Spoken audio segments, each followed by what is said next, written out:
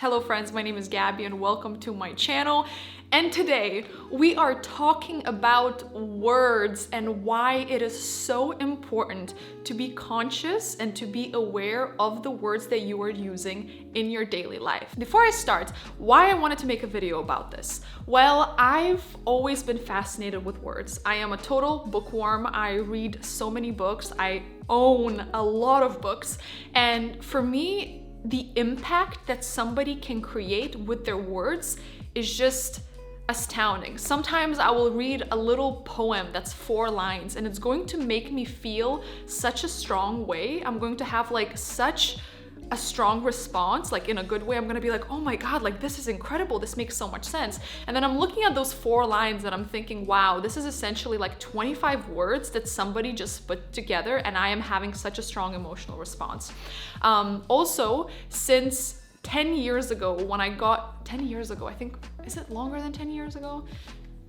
11 years ago, when I got into personal development and I started reading all these books, a lot of them, most of them, always stress the importance of be aware of how you speak and be aware of what you say. This is also why I kind of grew up, especially when it comes to finances, being very aware of what I say about money and also how I feel about money. So I'm somebody that never ever says, oh, you know, I'm broke, I don't have enough money, like, oh, money sucks, it's never enough, like all these kind of like negative associations and negative words related to money. And I've also seen a lot of acquaintances or even friends in the last 10 years who always have very strong negative language when it comes to prosperity or abundance, and it kind of seems like there's never any good energy around it. And I think this is, I totally forgot about the story, but it just came up for me. I was doing a shoot in New York City. I was doing this filming thing and I met this guy there who was also on that shoot filming essentially the same thing. And we were standing around by like this snack area. They build up these tents, you know, so you can go and get food and have snacks. And I was talking to him and he was saying, oh yeah, you know, I hate rich people so much. You know, I hate people that have a lot of money. I think it's ridiculous, like money's bad, blah, blah, blah, blah, blah. So he kept saying all these things. But then on the other half of it, he was saying how he is a struggling actor and how he just wants to get a really good role, you know, and skyrocket his career, and he just wants to have like a lot of well-paying jobs. And as I was listening to him, I was kind of like thinking about everything that he was saying at the same time. And the one thing that honestly just popped in my head was, you cannot become what you hate.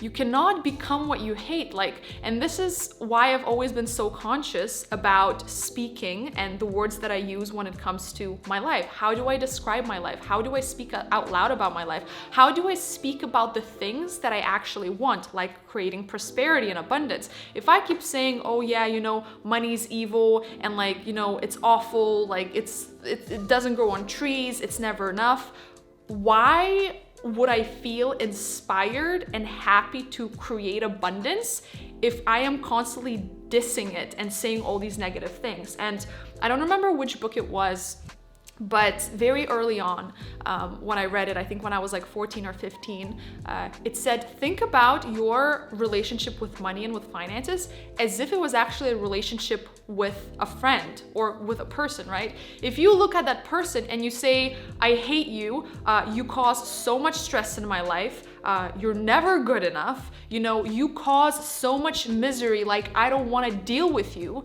But then you're like, oh no, actually, but can I spend more time with you? Like, can you be more present in my life? It's two hugely conflicting things, right? You're dissing something or somebody, yet you're saying, oh, I want you actually to be a part of my life. That's why I've always, since 10 years ago, been very strict to only speak in a way that creates what I want. So if I want abundance, I get so happy when other people are financially successful. Even the people that I know, creators that I follow, when I see that they release new courses, when I see that they sign these book deals, it fills me up with so much joy because I don't see it as them taking away something from me. Why would I think of that way? You know, like I know that in like this world, there's more than enough to go around. So when somebody else succeeds, I am so happy for them because I know that's also what's possible for myself. So this example with the guy saying, oh yeah, I hate money, and then, oh, I also want to be a successful actor and have good paying jobs,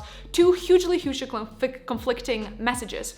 But also the words that he spoke were very, very harsh, and it made me think, yeah, I don't think you actually want to be, you know, wealthy and well off if everything that's coming out of your mouth is essentially opposite of what you say you want. Now, the other thing that I wanted to talk about with in relation to words is the primacy effect, and I think this is very interesting. So there is an FBI behavioral analyst, Jack Schaefer. I don't know if I'm pronouncing his last name correctly. And essentially, he talks about the primacy effect and how a single word can prime our brains to create a filter through which we're going to view people and through which we're going to view situations. And to give you an example, he talks about this experiment of having essentially investigators and putting them on a case. In one instance, the investigators were told that they need to go into an interrogation with a potential suspect. And then in the other case, they were told that they need to go and have an interview with the potential suspect. And he was saying that when the word interrogation was used, the investigators already had a picture in mind that the person in question was guilty. So they went into the questioning being much more assertive, being much more strict, and essentially having the image that, oh, this person is guilty.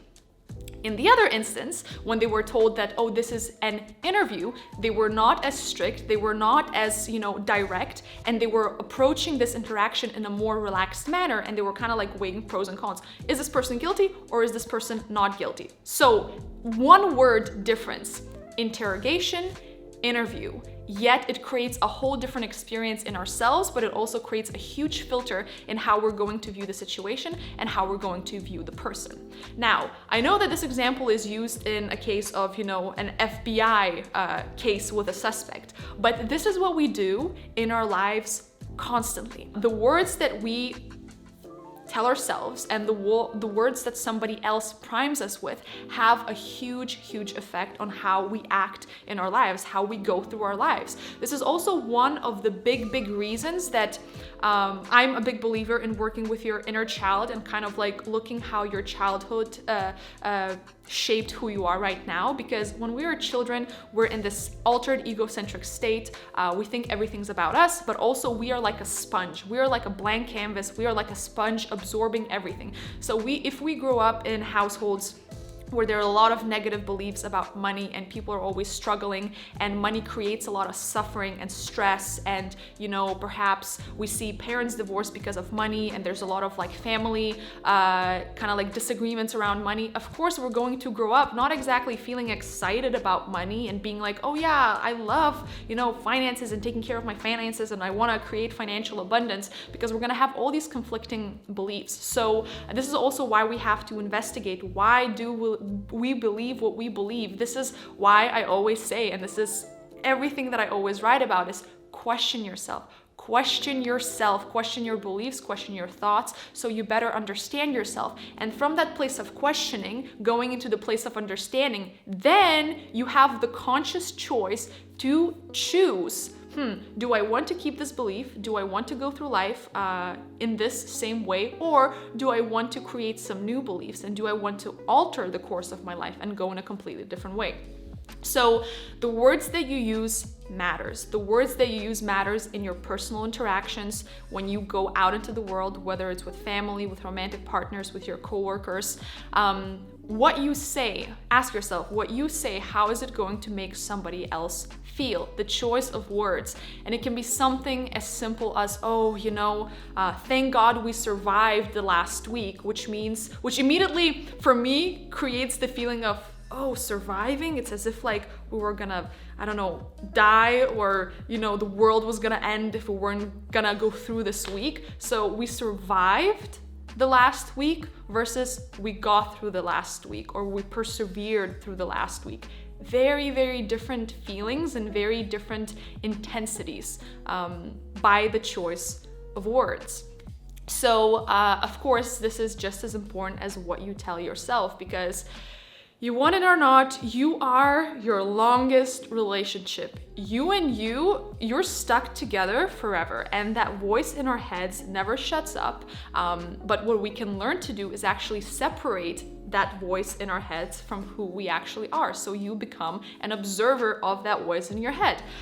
So if I am gonna be having like negative thoughts about myself, or I'm gonna be feeling really discouraged and down, and the voice in my head is like, oh, you never do things right, you're not doing enough, you're not good enough, like this is wrong, like can you even think you're gonna achieve that?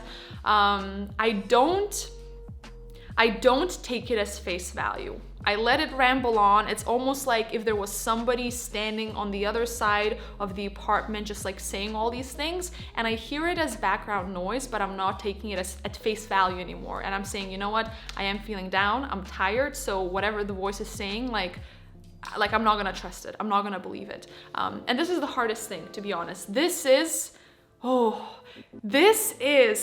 I feel like at the core of personal development, but also this is the most difficult thing that we can do, and that is bringing awareness into our habits, into our perceptions, into our beliefs and thoughts, and really questioning them.